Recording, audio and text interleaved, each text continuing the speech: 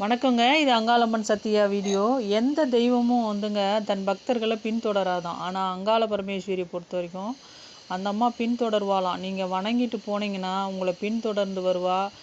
எந்த ஒரு பெரிய துன்பமோ, அதாவது நீங்கள் அப்படியே வாழ்க்கையே போச்சே கடவுளே அப்படின்னு அழற அளவுக்குள்ளான பெரிய துன்பத்தை கொடுக்க கண்டிப்பாக அந்த அம்மா அவ்வளோ பெரிய துன்பத்தை கொடுக்க மாட்டா.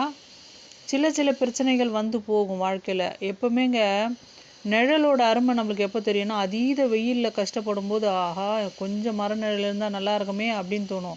நிழலே இருக்கிறவங்களுக்கு மரத்தோட நிழலோட அருமை தெரியவே தெரியாது. அது மாதிரி தான் சின்ன சின்ன துன்பங்கள் வந்து போகும்போது தான் நம்மளுக்கு அந்த நம்ம வாழ்க்கையோட மகிழ்ச்சியோட தருணமே நம்மளுக்கு புரிய வரும். அதனாலங்க சின்ன சின்ன பிரச்சனைகள் வந்து போனால் தாங்க வாழ்க்கை. அதனால் நம்மளுக்கு பெரிய துன்பம் வாழ்க்கையே மாறி புரட்டி போட்டுடுச்சே அப்படின்ற துன்பம் நம்மளுக்கு கண்டிப்பாக வர விட மாட்டா அந்த அம்மா பாதுகாப்பு இருந்ததுன்னா சின்ன துன்பம் கூட வராதுங்க. அப்படி தான் சொல்லணும். அங்காள பரமேஸ்வரி அந்த அம்மா மயான சூறைக்கு வரும்பொழுது, தாயே எங்களையும் கொஞ்சம் கண் கொண்டு பாரு தாயே அப்படின்னு அந்த அம்மாவை வேண்டுங்க.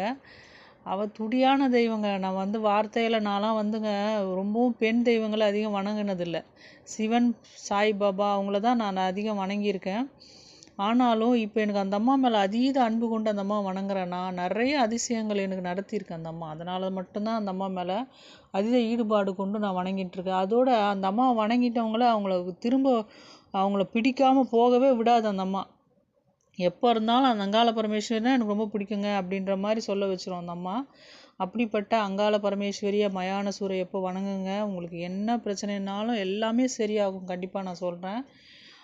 துடியான தெய்வம் அந்த அம்மா. அன்போடு வணங்குங்க. கண்டிப்பாக எல்லாத்தையும் அப்படி அற்புதமாக செய்து முடிப்பா அந்த அம்மா.